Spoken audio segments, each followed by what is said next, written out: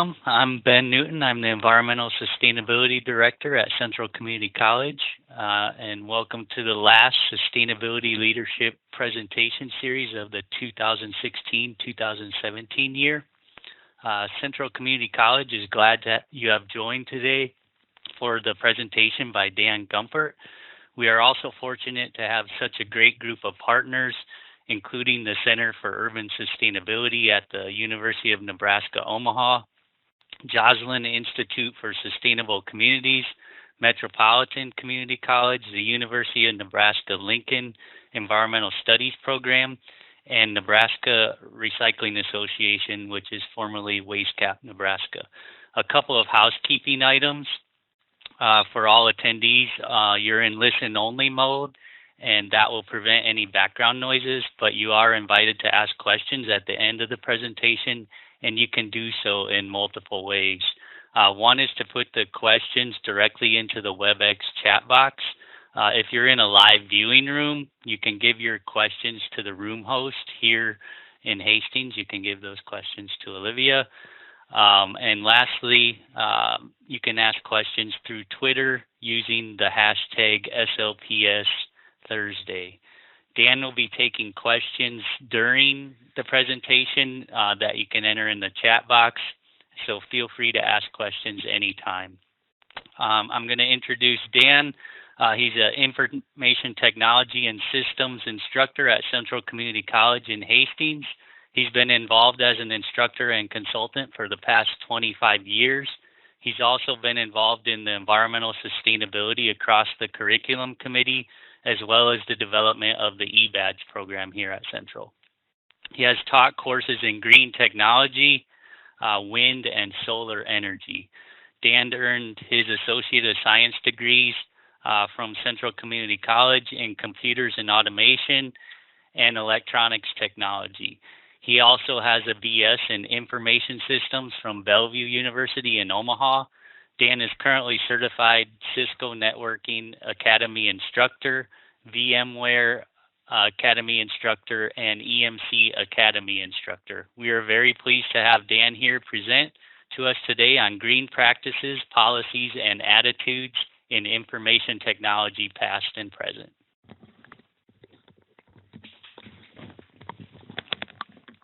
Thank you.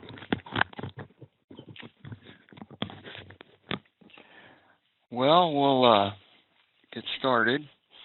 Thank you for the introduction.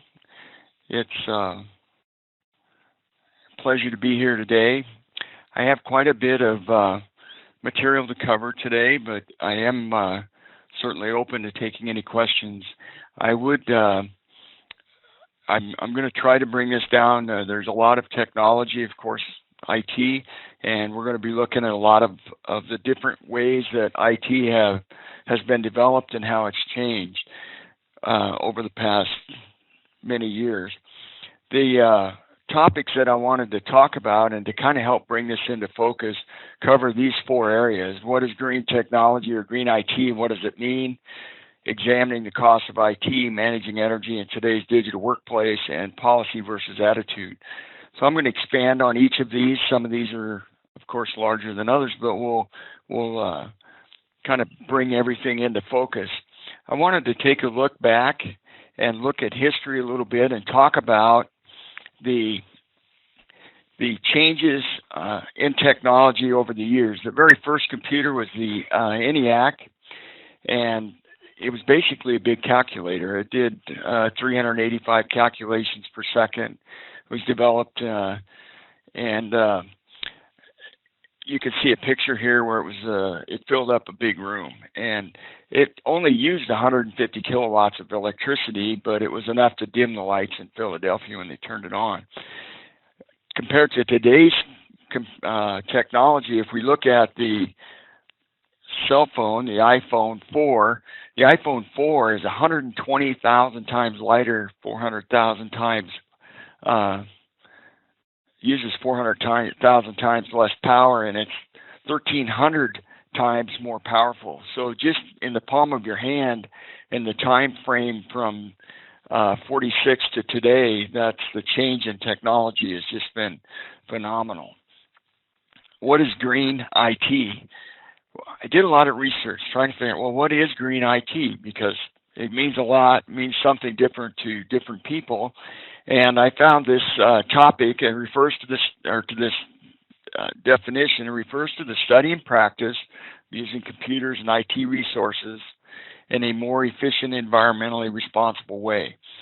So, kind of in a big nutshell, when I was asked to do this, I thought, oh, this won't be any big deal. I teach green IT or green technology, and I started looking at this, and the expansion and the number of avenues that you can take to look into something like this is huge. And so I wanted to try to bring it down and pick out some key areas that I know impact my students and impact me, and hopefully you can relate to. So to start out with, I want to get into examining what the costs are in IT. When we look at IT and talk about the various things that we need to purchase and operate and eventually dispose of, these are some of the key areas. Procurement costs, equipment services, and operational costs. And I'm going to expand on those operational costs in particular, because that seems to be where a lot of the cost really is. A lot of people think I can go out and buy a computer, or in my case, I'm going to talk a little more about business side of things, but you go out and buy a server and you put it in a storage cabinet, and that's when the costs really start, because you've got to maintain it, you got to power it, you got to cool it, all of the things that go on into keeping a system like that up and running. And those costs don't, of course, end when you're done using it. You have to get rid of it. And so we're going to talk about the different things that have happened over the last many years. Purchasing upfront costs, of course, is a small portion, and the impact that it has on green technology and the cost is relatively significant.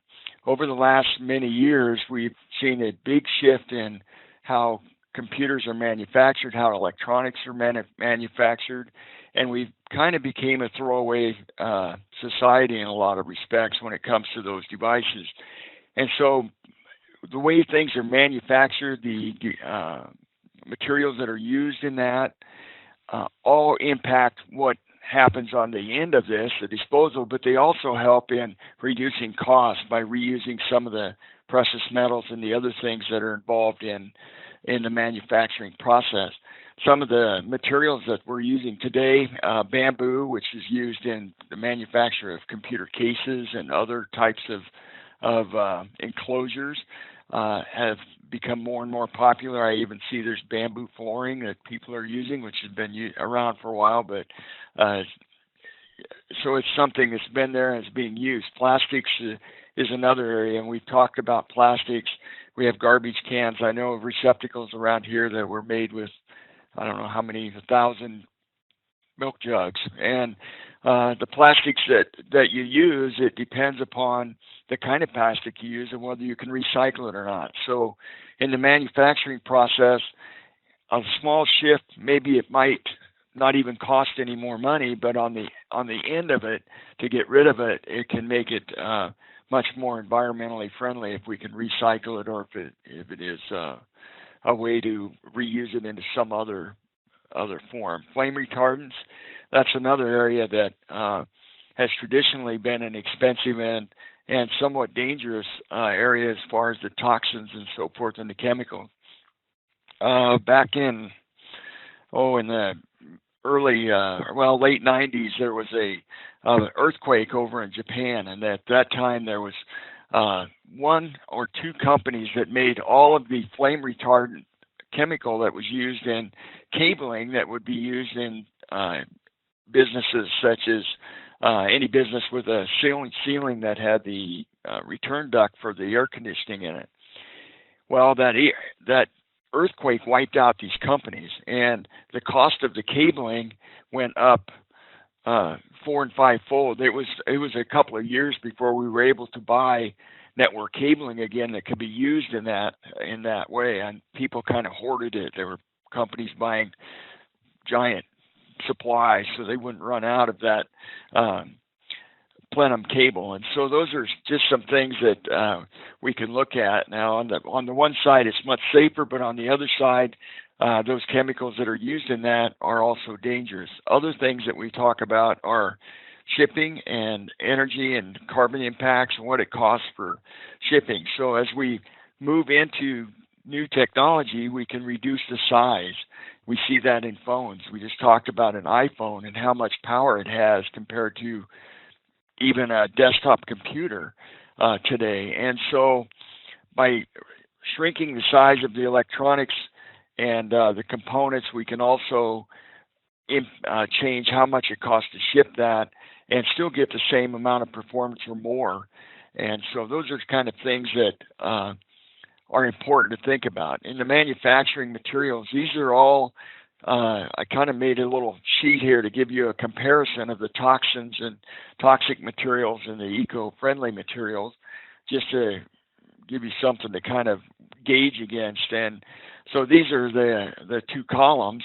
One of the big things that is, and for the most part they're gone, but the old CRT monitors, and a lot of you probably have, maybe you have some in your garage somewhere or sitting around in your basement, and those things they were a great device, and they were great in the day, but today, by switching to LCDs and some of the other technology that we have for displays, we can use much less energy. We still have some hazardous materials and so forth in the production of these, but is much less than it is in the old CRTs, and so we don't have quite as much danger in that. The electronics today, when we look at solder, all of the solder that holds all the components together was lead-based, has been for years and years. We're moving to different types of ways to create that connection and provide that method to connect components to boards and traces and create that path for electricity to flow, and we're doing it without the use of lead. And so there's several different things in that area that have changed.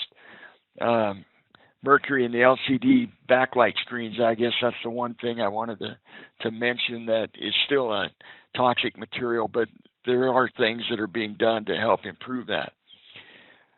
Looking at the past processes and the things that have gone on in the manufacturing over the years, one of the big pivotal points that I think is an important point to talk about is back in 1997, and that was the time when IBM figured out how to use copper to make central processing units or microprocessors in computers.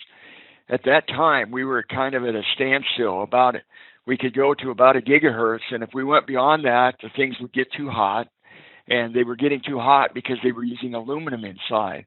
And when they figured out how to use copper and replace the aluminum, they could make much smaller connections inside, carry much more current, and increase the speed of the processors. That was really kind of a breaking point, because once we hit that barrier, we were able to go much faster and get 3 and 4 gigahertz processors. It's kind of funny, now we're back down to 2 and 3 gigahertz processors, and we're getting way more performance out of that. But it was kind of a pivotal point. The little graphic down here is maybe a little hard to see, but this is the inside of an integrated circuit, and it shows the layout, and these little connection points are copper connection points as opposed to aluminum. The big catch, I guess, was that by going to aluminum or going to copper from aluminum, we were able to get less heat, and that's really what was keeping us capped at that gigahertz speed.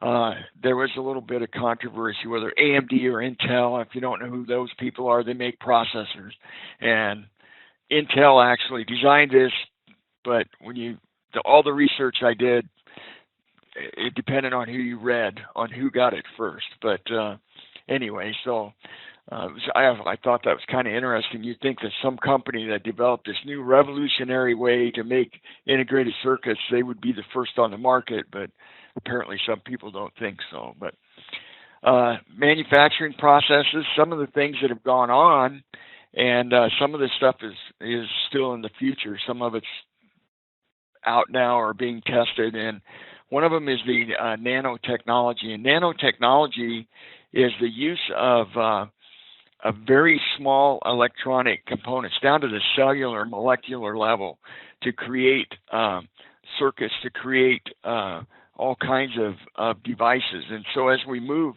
along, the ways that we create and expand our technology and make things smaller and more powerful in the long run are going to benefit, because if we take less material, less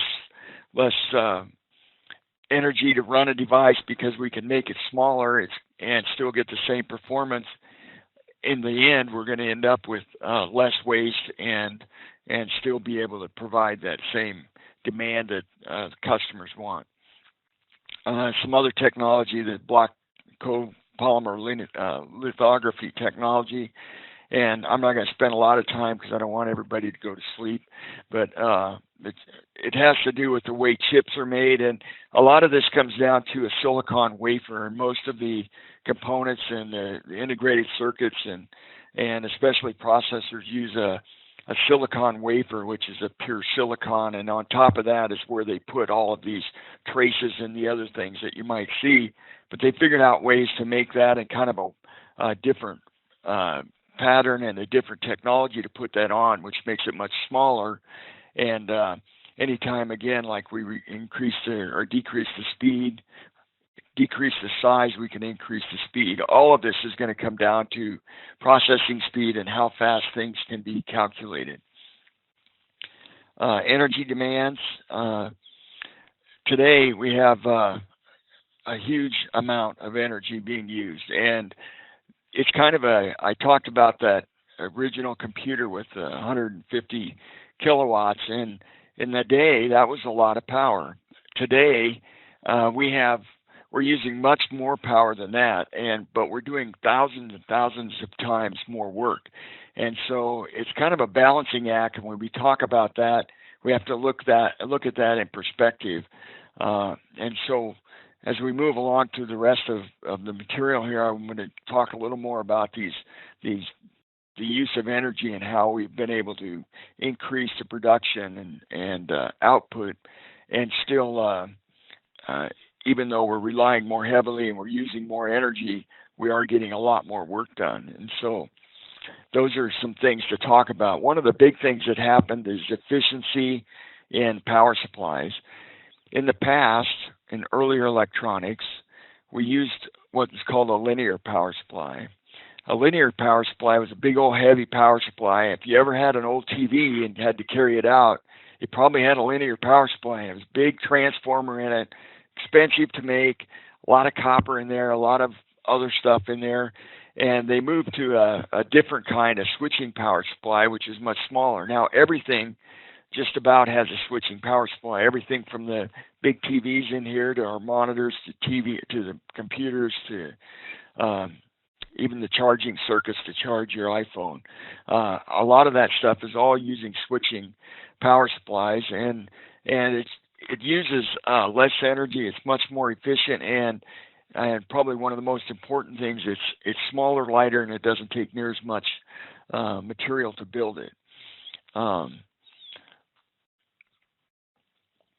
Energy demands, and this is one of the big areas that we're facing in the world is energy demands in data centers. And when I talk about data centers, places like Google and Microsoft and Amazon and all of those big companies, they have data centers, lots of data centers. And one of the problems that they have is the cost of those data centers and how to operate them and still keep that cost down and yet not impact the environment. They're very aware of the need to be efficient in their energy consumption.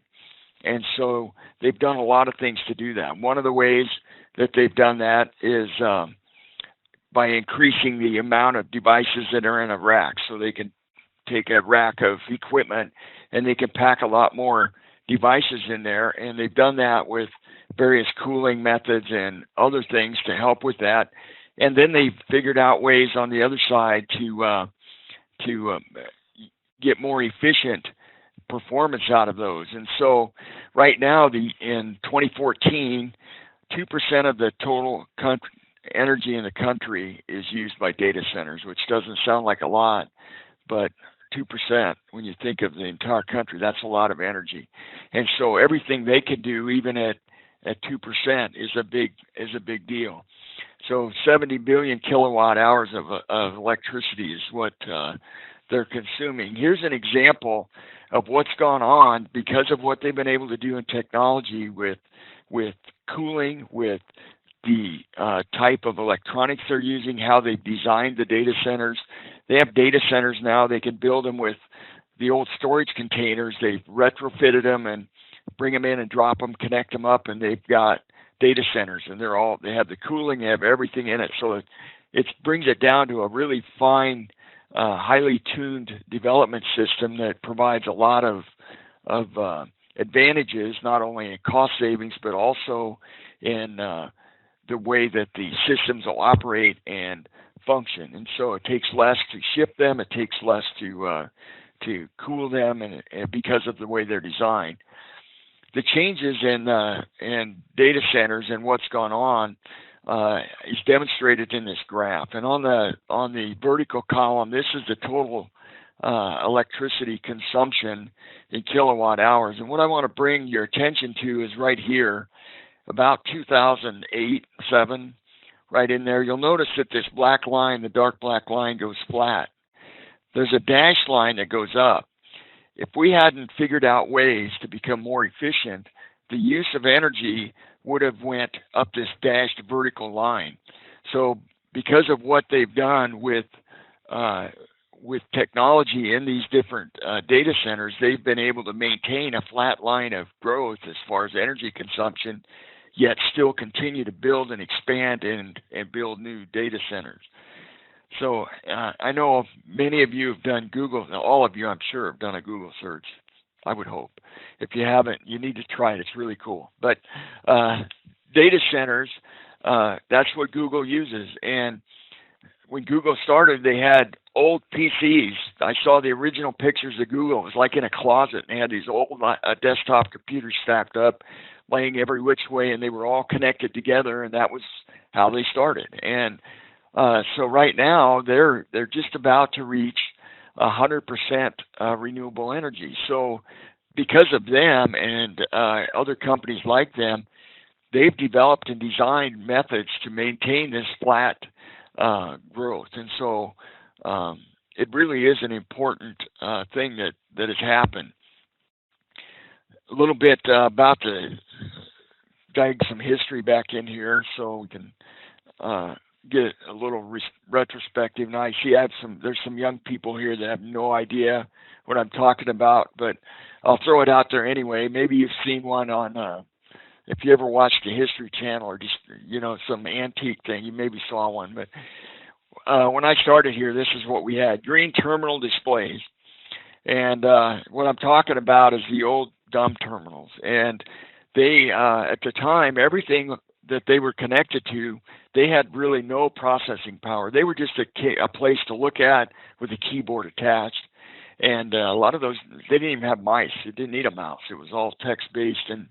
But they were connected to some network stuff and serially connected back to a server and into a kind of a special server, a mainframe, which is kind of a high-end server, and all the processing happened on the mainframe. So that's kind of where we started.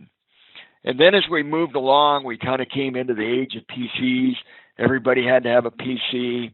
And in the 80s, even in the late 70s, you could go buy a Texas Instrument computer, and it was great for playing games on and learning a little bit about that stuff, but that was about it. But as we moved along, PCs got more powerful, and a lot of the work that was done kind of really switched from the mainframes more to the desktop. Now, there was still a need for the high-end servers, but a lot of the work was being done on desktop computers, and they had a lot of power. And then we moved along, and we've made a big switch. Now we've moved into the environment where it's not a computer anymore, it's a compute. And maybe you haven't heard the term compute before, but what a compute is a way to take a computer, hardware, software, the whole bit, and make it into a file, essentially. And most of what we're doing today is virtualization, and this is really one of the biggest fields that we see in IT right now. What that's done is we've switched a little bit back in time, but what it's really allowed us to do is not only move maybe back to where we don't have a lot of desktops or need for a lot of desktops, but we've been able to take servers and hundreds of servers and turning them into computes, putting them onto a single device. And so I'm going to look at that in just a second. I've got a couple slides coming up to show you that. But what it amounts to is we're able to maximize the amount of servers that we need. For example, most physical servers are idling 3 to 5%, 10%, and so that's all they're doing. And we're paying all this money for something that's sitting there. We're paying for the power. We got to cool the thing. We're doing all the other things. We got to get rid of it, and it's not really being used to the potential that it has. Using virtualization technology and creating computes, we can put those many of those physical servers and consolidate those onto a few very powerful, relatively powerful servers and get those running at 90%. And so that's one of the big advantages when we look at computes and what's going on with that. And I always call them virtual machines. And I went to a conference 2 years ago, and some guy, that's not a virtual machine, it's a compute. So I thought I'd throw that out there. I think he's right. I saw it in a lot of places, but you know, these terms that you get used to using, and you have to get rid of it. Here's a quick example to show you. We have Oracle SQL application. These are all different servers that you might see. Email, file. I don't know why there's not a web server there, but anyway. So you can see all of these things can write on one box, and they're virtualized. So when you look at them, when you log into one, you have the same look and feel, just like you're sitting in front of a physical box, and you are, except that it might be there with 100 other computes all running on one server instead of on a bunch of servers. And so that's one of the big advantages. A few years ago, I went to a conference, and Sprint was there, and they were talking about the changes and the things that they were doing. And they had, at the time, 4,600 servers total.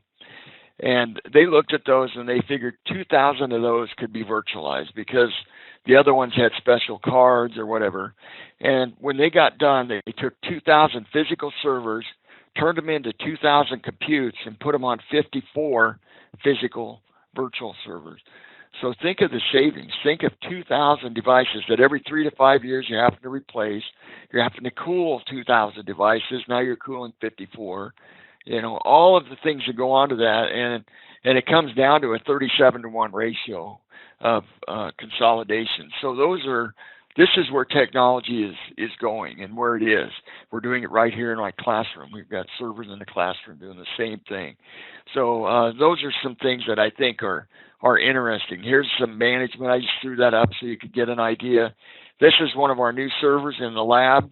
It's in the server rack. Now, it's not running with an extreme load of 100 virtual machines, but it has several running, and it's using right now, if I pulled it up, this is a snapshot from yesterday, I think, 166 watts. And it's running about 30 virtual machines right now. And I'm running that on 166 watts. That's less than one desktop computer would use. So I think it's really something that is kind of shocking to see that. Cooling in data centers, 4 to 5% of the energy cost goes to can be saved in 1 degree of energy, say, and 1 degree of temperature change. Google raised all of their server room temperatures in their data centers to 80 degrees. They moved from 90% or up to efficiency of 90% of the power goes to the servers, 10% for everything else in their data centers. And all because they were able to raise that. Now, they've done some fancy stuff with cooling to make that all happen. But the idea is that by just changing the temperature in the server room that much, you can optimize and get that much more bang for your energy dollar when it comes to buying electricity. Another area I want to talk about is the Energy Star. Some of you may have saw the Energy Star thing come up, or maybe you recently bought an appliance and saw Energy Star. It's a whole website on Energy Star. Started out about 92, and one of the reasons that was kind of a big thing in the IT industry, computers came along, and it used to be you ran your TV, you shut it off, or you ran your radio, you shut it off. Computers came along, they ran all day long, and not just one, everybody had one running. So instead of one, maybe a family sitting there with one TV, now everybody in the family's got their own computer running all day long, and it never goes to sleep. It never went to low power mode, nothing.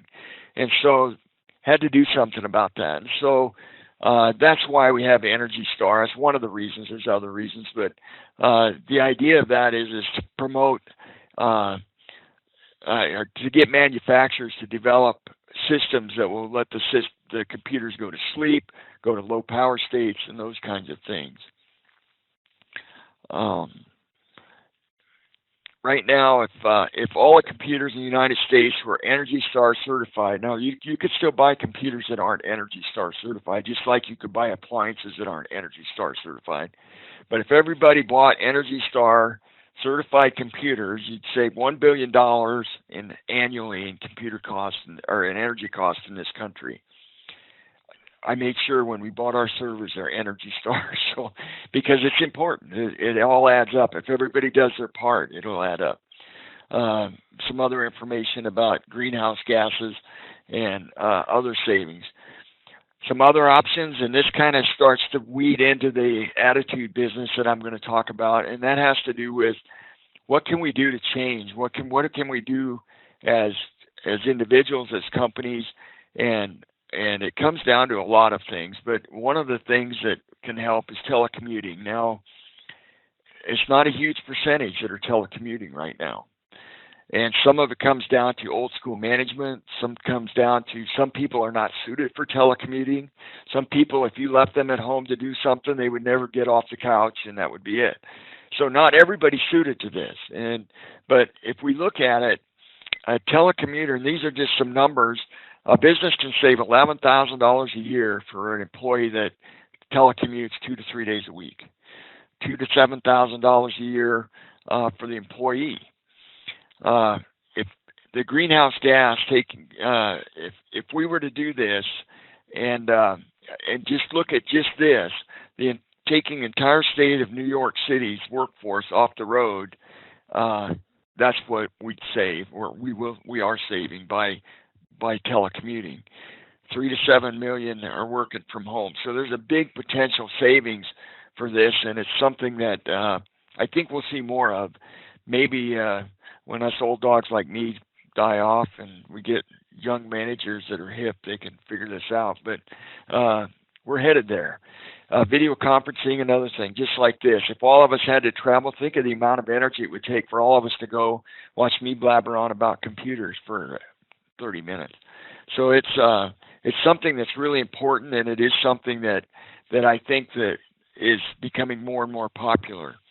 Renewable energy use. This is a little bit about just a snapshot back into Google to give you an idea about their how they're doing things with data centers. They have renewable generators and other generation sources, which are solar. All of that's tied back into the grid, and that is how Google is doing that. Over in Iowa, western Iowa, they have a data center there. Google paid 25% of a wind farm and bought another wind farm when they went in to help offset their impact on the environment. And so they're important about it. Here's a company scorecard on different kinds of ratings for companies. And this is on energy efficiency and mitigating their impact. Apple, and I'm not really doing this to pick on people, but I thought it was interesting. If you want to go look at these links, I have all the links at the end of this presentation. But Apple, Facebook, and Google all got an A in their promotion and their efforts in getting this way. Apple right now is 93% energy efficient using renewable energy, and so there's some change. Microsoft's got a B. I'm not a big Microsoft fan, so I'm good with that. I'm a little disappointed in Amazon, but what are you going to do? Attitudes and policies. The last thing I want to cover is these things are difficult. Change is difficult. People messing with my computer at work is difficult. All of these things require us to kind of adopt an attitude where we can maybe see the greater good in some of the things that we might have to put up with. One of the things that we've done at the college is the sustainability part of what we've done is dealing with screensavers, powering down, and some things like that. Getting used to logging in often, using your computer and putting your files into some abyss somewhere that you don't know where they're at. But the idea is that it's cheaper for energy use and other things to put them in an optimized data center to store your data that's backed up every day and is not going to get lost than it is to store it locally, then store it on 15 CDs and whatever else you might have to use to store that. So all of these things are important. Now this varies. If you're at home or you're at work, of course, you're going to have different things. At home, of course, you're going to have to be the orchestrator of your own policies. But at work, a lot of this stuff is pushed down. So these are some of the things that happen: inactivity modes, hard drive, spool down. Our computers are forced to go to sleep at night. They're shut down at midnight, I believe, around there. Well, we can look. Right here is when they're shut down. This is the policy for Central Community College for our computers. This tells you when they're going to hibernate, sleep, and all of those kinds of things. And Brian was nice enough, Hoffman was nice enough to share that with me. I was kind of surprised he shared it with me, actually. I thought that was top secret. But anyway, this is one of the, I'm just about, I'm going to wrap this up, but I wanted you to see this slide. This is a snapshot of 1 month of time with only 1,000 of our computers. We have many more computers than that. But, and the slide, I'm sorry, it's a little bit hard to see, but at 7 cents a kilowatt hour in 1 month's time, because of those policies that were on that previous screen, we saved $1,452 in 1 month's time. And that's not all. That's only the ones running the new software that they have that keep track of it. Now that's at 7 cents. Think about California at 20-some cents. Take that times 3. So it's a significant amount of money when you look at that. And there's also some information about the CO2 savings and other things. Electronic waste, last thing, how do we get rid of this stuff? A lot of different solutions, not many good ones. Recycling, some people say, is a good thing. Some people say not because of the cost of recycling. And so as we look at that, those are all things. Everybody wants to get their new phone, wants to go out and get that today. What do you do with your old one? And what do you do with your old computer? Landfills are probably not the best place to put it. But unfortunately, a very small percentage are recycled. A lot of stuff ends up in the landfill. And so those are things that if we can recycle that, we can end up with something that maybe will make the world a little better. This is my final statement, I guess. Changing our attitude can help us reach a more sustainable world. And I really didn't write this to be, I know I'm doing it on sustainability leadership, but that isn't really what I was thinking about. This has been something that we've been dealing with a long time in the IT industry. What do we do with all this waste? What do we do? How do we make it better? And so I wanted to share that with you, and thank you. Does anybody have questions?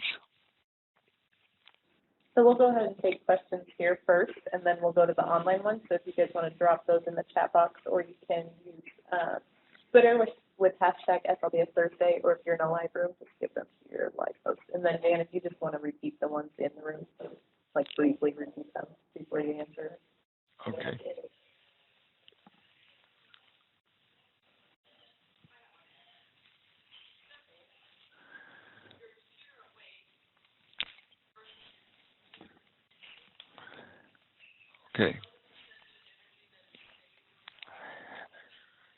Okay. The question is what is the difference between when your computer's awake, when it's in sleep mode? And, I can't tell you exactly. It just depends a lot. There's different states of sleep, but a full sleep mode can go to the point where it's using a couple of % of what it would be if it's running. There's different areas in your computer. If your CPU can be put into lower power states and lower power use states, it can even, when it does go to sleep, then it has written some things to cache memory, so it's there. So when it comes back, it can reload that. Your hard drive has different states, so it can spool down or it can write things to random memory. So it depends on the level of sleep, and you can adjust in different computers and operating systems how that works. But it's from running to full sleep where the monitor goes to sleep, and that I would venture 80 to 90%. So it adds up.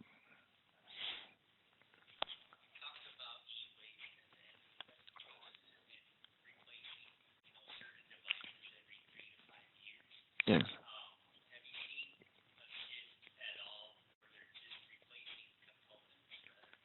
Right. The question was in e-waste, what happens?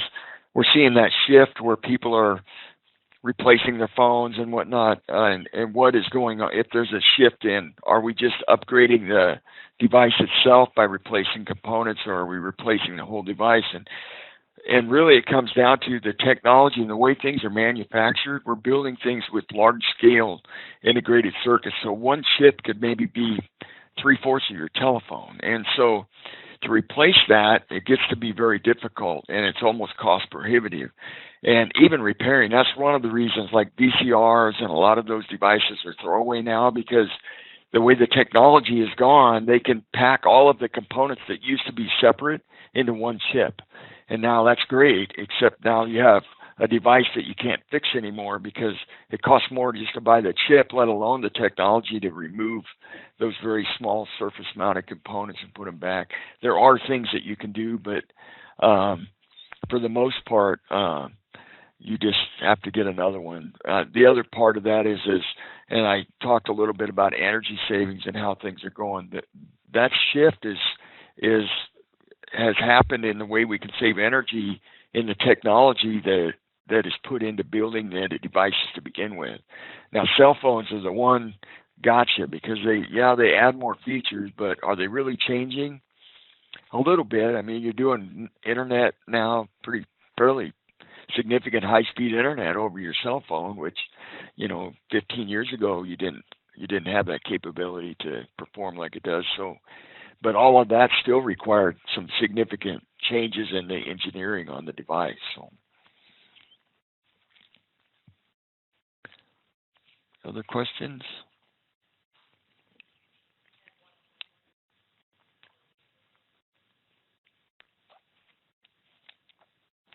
Okay, so we have one online, and it is, what program is used for CCC Power Management Program? Was it created on campus, like by the campus IT department, or a third party? Thank you for that question. I wish we'd have thought about that. We should have done that. No, we didn't do that. The program we're using, I showed you a couple different screenshots. One of them is called LANDesk, and that's the program that our IT department has opted to use to not only manage our devices remotely in the power management side, but they also use that to remotely push updates out, to access your computer remotely to help you if you have trouble. So it's a pretty wide, broad thing. The other slide I showed you was a management screen off of the one of the servers in my lab, and we do have management software that we're really an HP shop. I noticed they got a C. If you noticed that, I'm not happy about that either. But anyway, the idea is that a lot of different manufacturers have produced a lot of this type of management software, and it's an integrated and very far-reaching type of application that and we just haven't done anything with that. But it's a good idea. I'll throw it over to our developers. They need something to do over there. So, any other questions?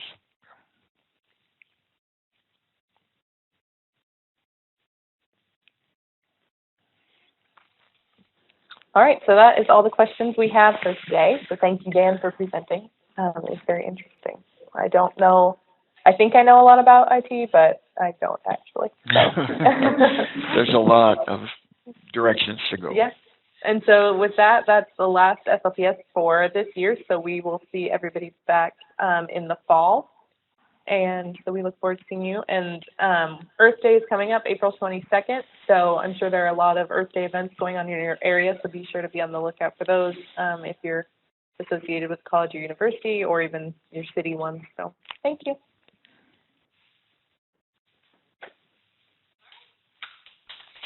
Thank you.